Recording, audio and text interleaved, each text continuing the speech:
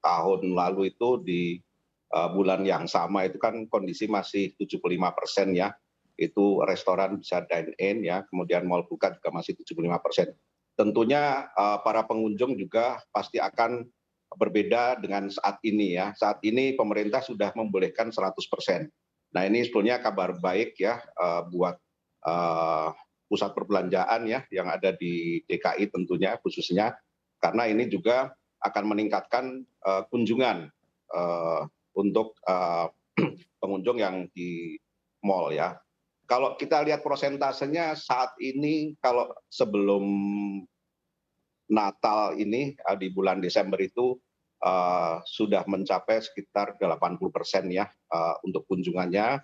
Tapi ini mungkin average untuk yang mal-mal yang besar ya, ini sekitar 80%. Itu kira-kira Mas Bram. Oke, baik. Dari angka sekitar 80%-an ini peningkatan ataupun tingkat kunjungan dari pusat perbelanjaan sebetulnya merata atau tidak sih Pak? Apakah memang 80% ini hanya berfokus pada di mal-mal DKI Jakarta saja? Tentunya mungkin belum merata ya, tapi geliat perekonomiannya sudah nampak jelas ya bahwa eh, apalagi yang mau tutup tahun ini di Natal ini, karena Jakarta bukan hanya sebagai pusat perdagangan tapi juga sebagai tujuan wisata juga. Kalau kita lihat banyak sekali ya wisatawan dari luar Jakarta yang pada akhir tahun ini atau di liburan Natal tahun baru ini yang datang ke Jakarta, jadi kita bisa melihat perkembangannya. Mungkin bisa mencapai 90%, kita harapkan sih sampai 100% ya. Karena ini kan tahun pertama ya setelah PPKM level 1 ini, dan kita memang di Jakarta kebetulan juga selama Nataru ini juga diizinkan ya untuk buka lebih lama. Itu kira-kira. Oke, baik Pak Mualim. Dengan tingkat kunjungan yang mana juga ditargetkan 90 hingga 100%, sebetulnya dari pihak pusat perbelanjaan sendiri mengantisipasi lonjakan COVID-19, seperti apa protokol kesehatan yang dilakukan? Ya walaupun ada pelonggaran namun tetap pusat perbelanjaan tetap ya melaksanakan prokes ya. Di beberapa pusat perbelanjaan juga masih ada yang memperketat dengan peduli lindungi ya, kemudian juga menggunakan masker ya, itu tetap ya protokol kesehatan tetap kita jaga. Itulah standar-standar prokesnya yang kita tetap buat aturan. Itu kira-kira.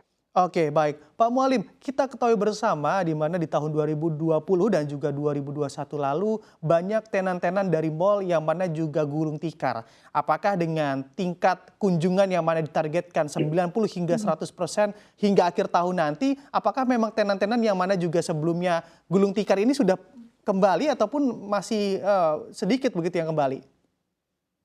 Ya, kalau kita berbicara pusat perbelanjaan itu kan ada dua hal ya. Satu pusat perbelanjaan yang grosir sama pusat perbelanjaan yang lebih pada barang-barang yang branded lah ya. Nah ini kalau kita berbicara yang grosir itu kan pusat perbelanjaan yang memang banyak UKM-nya ya. Nah itu memang saat pandemi itu terdampak begitu hebat ya, sehingga mereka banyak yang gulung tikar. Namun saat ini kira-kira sudah recovery itu sudah sekitar 70%. Mereka sudah mulai buka ya, kemudian juga tingkat pengunjungnya juga sudah mengikuti.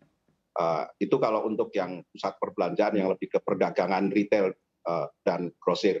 Kemudian kalau untuk pusat perdagangan atau pusat perbelanjaan yang seperti mal-mal besar ya, dalam hal ini tenennya juga sudah mulai pulih ya. Kemudian juga banyak resto yang juga sudah buka ya. Ini yang memicu ya ada experience baru bahwa selama 2 tahun kemarin terkungkung di rumah ya, sehingga sekarang dengan adanya beberapa resto yang buka di mal-mal besar ya, itu juga membuat experience baru buat para pengunjung.